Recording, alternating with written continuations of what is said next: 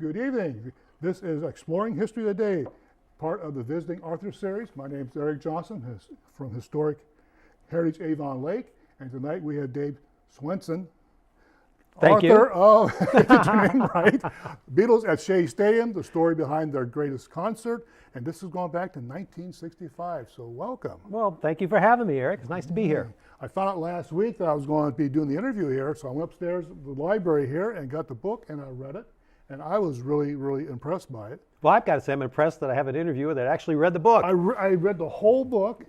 It brought back so many memories because at this time I was a freshman in high school, and Everybody's calculating your age right now while you're doing that. well, whatever, it doesn't matter. But you know, the book is written in first person.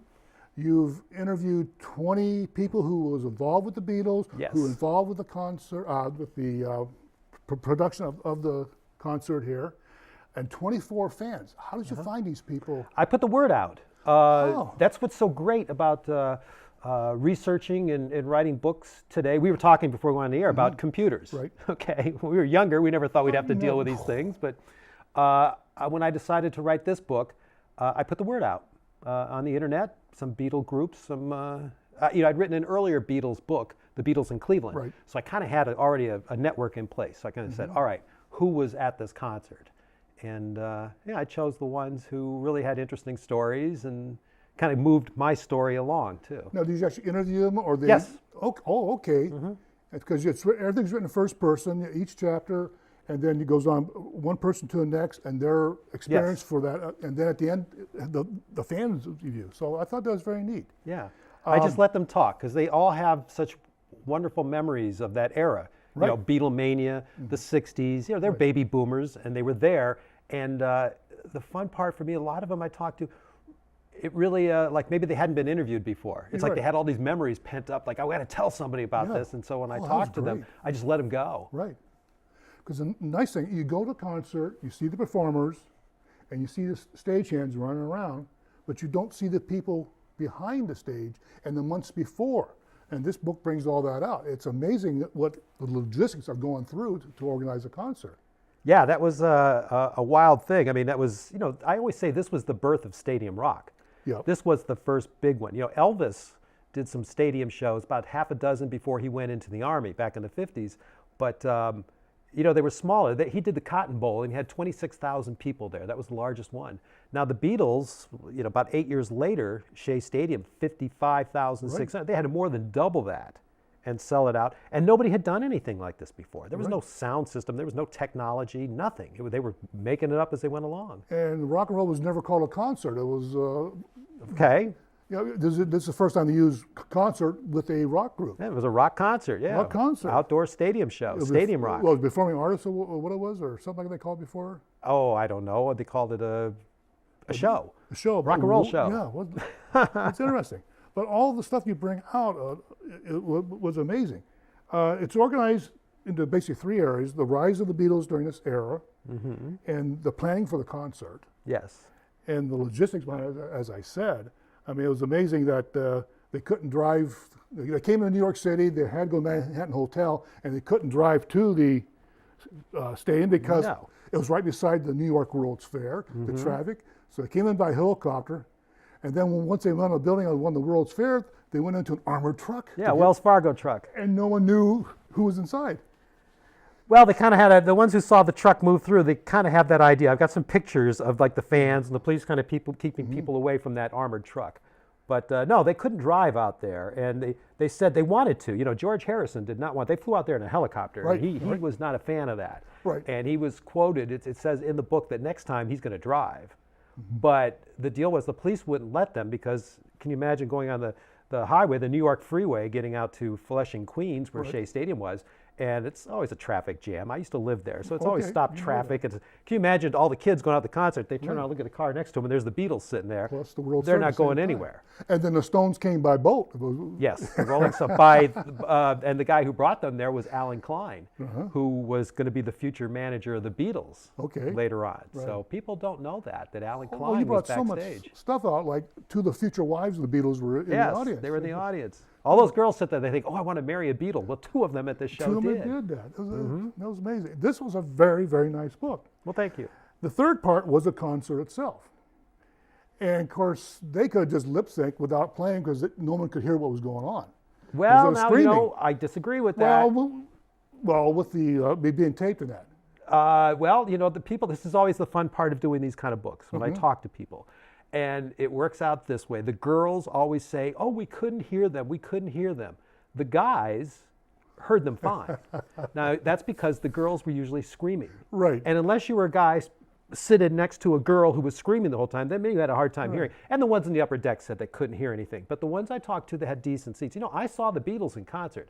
I heard them fine. They were great. They sounded great. But the girls will say, no, they never heard anything. But still, after your ears are ringing for hours afterwards. Well, it's like standing next to a jet plane taking off. Yeah, exactly. That's the best way to describe it. And the third part is a TV special. Yes, the making of the TV show. Which, the 35 millimeter, 16 millimeter, they cut and paste, put everything in, and all the outtakes are on the floor. And then they actually don't throw away. It was filmed, so they recycled it because of the silver in there. But now all that stuff is lost, and today's stuff is kept, and it's bloopers and outtakes, and it's big business for that there. Oh yeah, it's such a shame. It's a real heartbreak for a lot of Beatles fans. And a lot of them didn't realize, I'm not going to say it was just because of my book, but I've done a lot of the Beatle festivals, and I've talked to a lot of Beatle fans, and when they find out what happened to that film, and it wasn't just the concert they filmed. They filmed the Beatles in New York. They landed on a Friday, and they filmed them until they left Tuesday. And all that film is gone. Film, and you talk about what inside their waiting room and all the people in there, and they filmed all that. So much of that was lost. Oh yeah, all we have left is was actually in the TV special. Right. And, exactly. That's the only. And they film cut we 3-4 songs out of the concert to put in the TV special. They one of them modified it. Yeah, one of them. She's a Woman, very popular Beatles song. It was the second song they performed at the concert. Was not filmed because going back to 1965, this concert was filmed in 35 millimeter. It was filmed like a major motion picture. We're talking about Cleopatra. We're talking about these big pictures they had at those times. Big cameras. Yeah, they had the big cameras, and so the film, you had the big reels of film. They only lasted so long. They had to change it every 10 minutes or whatever they had to do for that film. I don't know, but they were all timed to have the film unloaded and reloaded with fresh film at the same time. And it happened during the second song, right before the second song, She's a Woman. Okay. So there's no footage of that. There never was.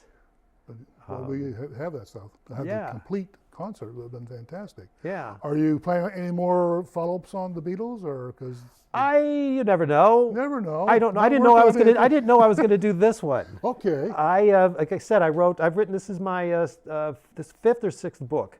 This one, but I wrote a book a few years before this called The Beatles in Cleveland, which is about the Cleveland concerts. I'm a native of Cleveland. I grew up in Vermilion. Right here. I got a copy back there. Yeah. We'll talk about that a little bit. There it is. Mom and Dad took me to see the Beatles at Cleveland Stadium, and it's something I'd always talked about from then on. Throughout my whole career, everywhere I've lived, everything I've done, I always mention that. And so I put together that book just pretty much for myself, my own memories, and interviewed some of the famous people from Cleveland in the 60s, Jane Scott, Jerry G., Big Jack Armstrong, some of the names that baby boomers will recognize. But when that book came out, I thought, well, that was just for me. That was great. But I started getting some really good reviews, and I started hearing from people in the Beatles' inner circle and just people who knew them. And a guy who turned out to be a good friend of mine, a very famous photographer in New York, Philip Kamen is his name, bought my book in Park Avenue, in a Park Avenue bookstore that I used to go to when I lived in Manhattan. So it's funny, I used to go to that store.